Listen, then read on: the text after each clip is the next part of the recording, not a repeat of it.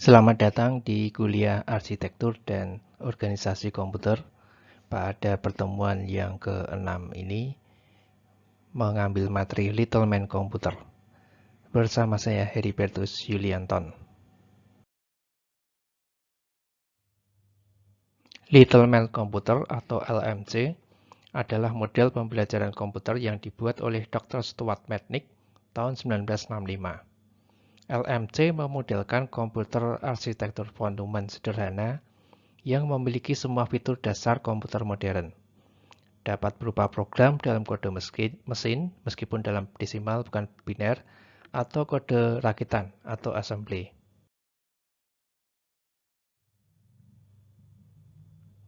Nah, ini adalah contoh model Little Man Computer atau LMC. Jadi model LMC didasarkan pada konsep manusia kecil, di sini ada manusia kecilnya, terkurung pada kantor pos yang tertutup, ruang kantor pos tertutup sini.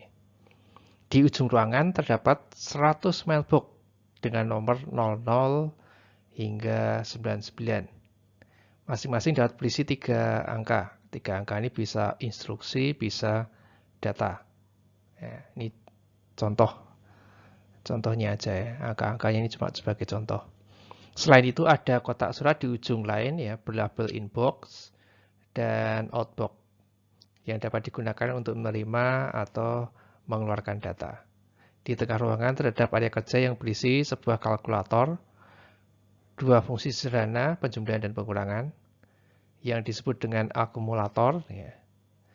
Kemudian ada penghitung yang dapat direset yang disebut sebagai program counter.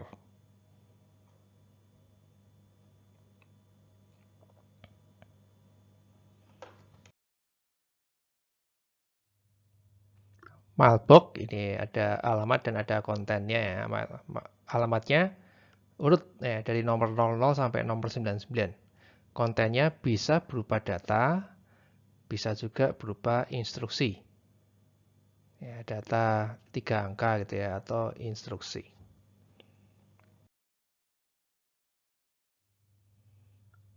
Instruksi terdiri dari 2 nih ya, ada opcode ya. Kita sebutnya opcode ya, dalam LMC direpresentasikan dengan sebuah angka tunggal. Jadi opcode-nya itu opcode adalah kode operasi ya. Kode operasinya itu direpresentasikan dengan 1 buah angka. Ini ada mnemonik khususnya. Mnemonik itu singkatan ya, mnemonik khususnya. Dan ada operan. Dalam LMC direpresentasikan 2 buah angka setelah opcode.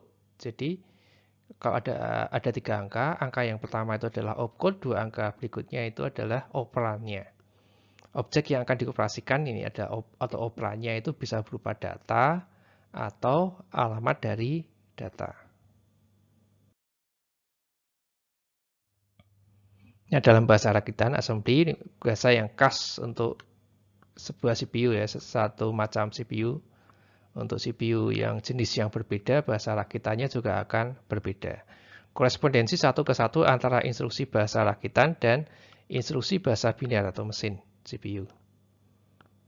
Ya, jadi setiap satu instruksi bahasa mesin itu ada korespondensinya dengan satu instruksi bahasa rakitan.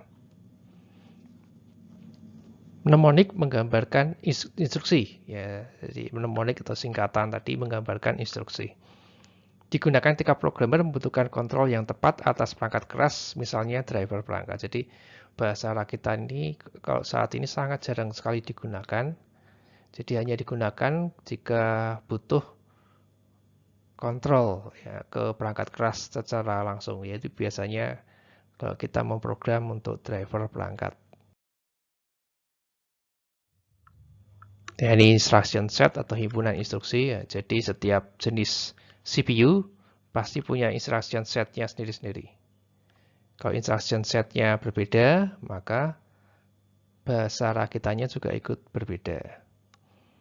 Ya, contoh di sini ada 4, bisa dibagi dalam 4 kelompok ya. Masih ada yang lainnya nih.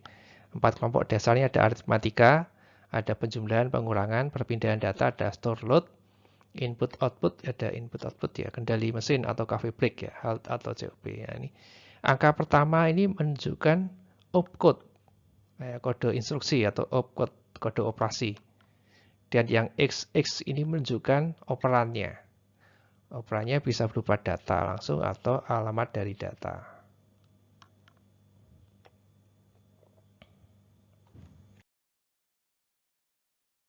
Ini adalah sebuah contoh program untuk menambahkan dua bilangan.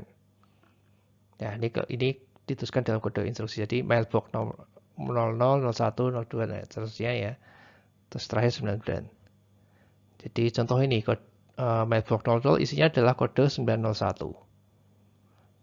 Seperti kita lihat tadi ya di slide sebelumnya, 901 itu artinya adalah ambil data dari inbox, kemudian taruh di akumulator. Ya, ambil data dari inbox, dan taruh di akumulator. Ini 901 ada di input. 399 itu store ya, kepala 3 tadi store. Artinya simpan dari akumulator, data dari akumulator disimpan ke mailbox nomor 99. Ya, data yang dari akumulator disimpan ke mailbox nomor 99.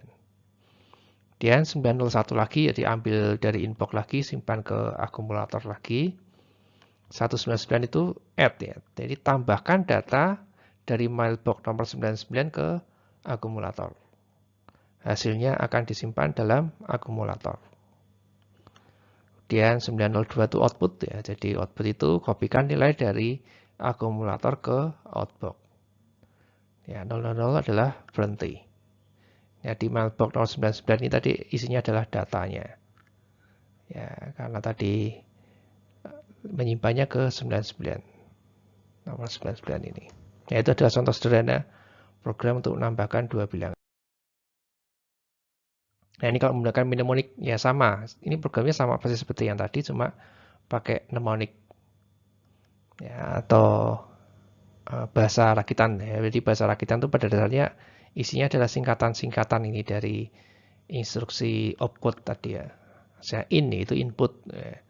STO99 itu store, ya store 99 ya, disimpan ke mailbox nomor 99. Input ya, input itu ambil taruh di akumulator. Add 99 itu tambahkan isi dari mailbox nomor 99 ke akumulator. Hasilnya simpan di akumulator. Out itu ya, output ya. Jadi taruh nilai dari akumulator atau kopikan nilai dari akumulator ke outbox. CUB itu berhenti. Coffee break ya berhenti. Nah, alamat 99 tadi adalah datanya. Dat 00 ya, dat itu menunjukkan bahwa ini adalah data. Jadi dat itu bukan instruksi.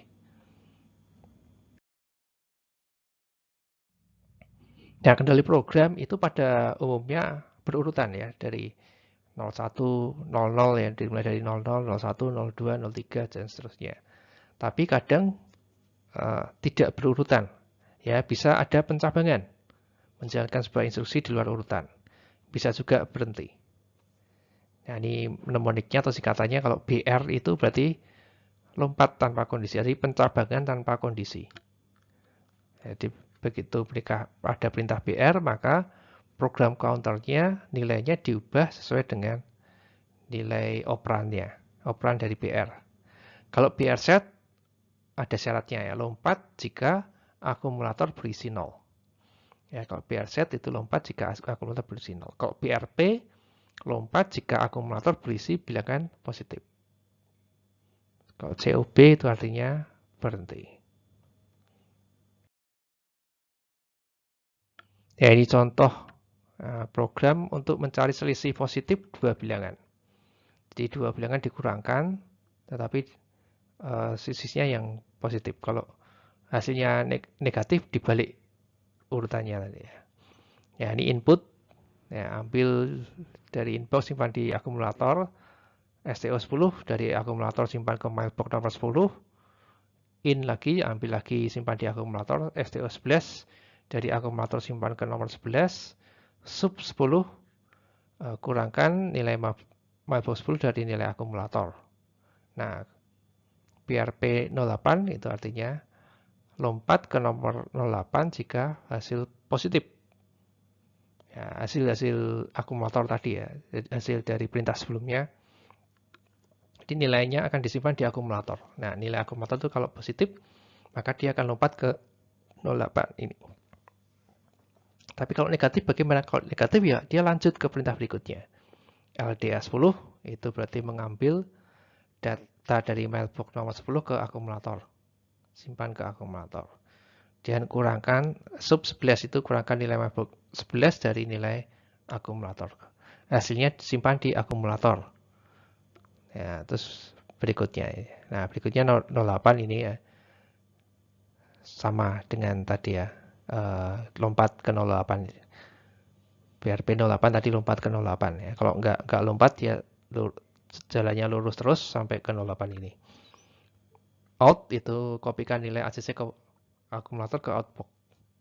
COP itu berhenti. Nah, ini yang mailbox nomor 1011-nya berisi data yang diinputkan tadi. Ini mencari selisih positif 2 bilangan. Nah, ketika komputer dijalankan gitu ya, ketika dia menjalankan perintah itu ada siklus instruksinya. Ya, siklus instruksinya itu adalah fetch, execute. Gitu ya. Jadi pertama dia fetch itu manusia kecil mencari tahu instruksi apa yang harus dia jalankan. Itu dia cari tahunya di program counter. Execute, manusia kecil melakukan pekerjaan. Ya, dia jalankan instruksinya. Terus nanti balik lagi ke fetch. Terus fetch, execute gitu. Jadi dia membentuk siklus. Si manusia kecilnya jalan terus ya, fetch, execute sampai ketemu perintah HLT atau COP.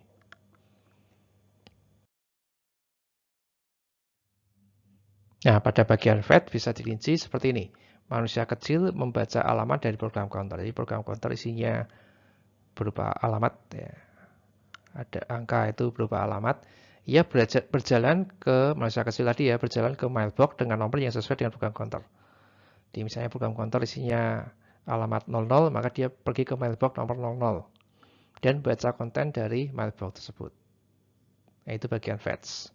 Ya, kontennya itu berarti dia berisi instruksi. Ya, kontennya dari mailbox tersebut berarti berisi instruksi yang akan dijalankan. Nah, masuk.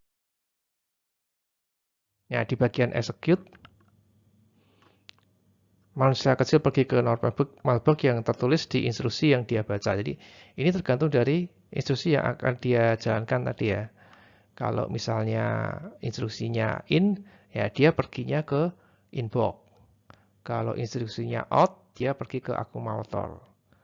Kalau instruksinya store, pergi ke akumulator. Kalau instruksinya load, LDA ya, dia pergi ke mailbox sesuai dengan nomor yang tertulis di situ ya. Dia baca data dari mailbox tersebut, dia pergi ke akumulator, menuliskan data di sana. Ini asumsi kalau perintahnya adalah LDA ya, load. Ya. Jadi load itu menyimpan atau menaruh data dari mailbox nomor tertentu ke akumulator. Nah, setelah selesai execute ya, langkah terakhir dari bagian execute adalah berjalan ke program counter menambahkan nilainya. Jadi di program counter nilainya ditambahkan. Itu kalau perintah yang dia jalankan itu bukan perintah pencabangan. Nah, bukan perintah halt atau COP tadi ya. Kalau perintahnya pencabangan ya dia akan berjalan ke program counter dan menuliskan di sana nilai dari pencabangan. Kalau sesuai ya. Kalau misalnya brand positif tadi ya, lompat jika hasilnya positif ya. Nah, kalau dia akan cek dulu akumulator. Kalau akumulator nilainya positif, maka dia akan berjalan ke program counter dan mengubah nilainya menjadi nilai dari operan perintah branch tadi. Nah, setelah itu dia siap untuk mengambil instruksi berikutnya. Masuk lagi ke bagian fetch. Demikian seterusnya ya. Fetch, execute, membentuk suatu siklus.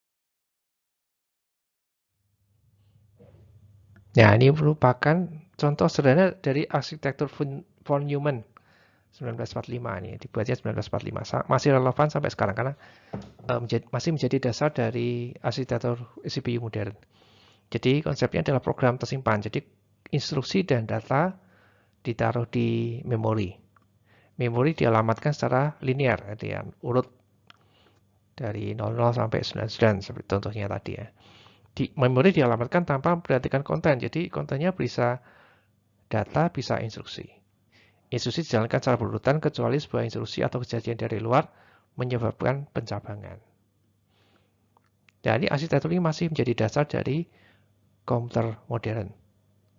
Nah, cuma bedanya sekarang kalau secara fisik masih mengikuti arsitektur von Neumann ya, tapi secara logik itu memorinya sudah dipisah jadi dua ya. Secara logik ada bagian khusus untuk instruksi dan bagian khusus untuk data. Nah, ya, tapi secara fisik masih menggunakan arsitektur von Neumann. Jadi memorinya masih secara fisik masih satu ya, digunakan bersama-sama. Baik, itu adalah materi Little Man Computer hari ini. Jika ada pertanyaan, silakan tulis di kolom komentar. Terima kasih, sampai jumpa pertemuan berikutnya.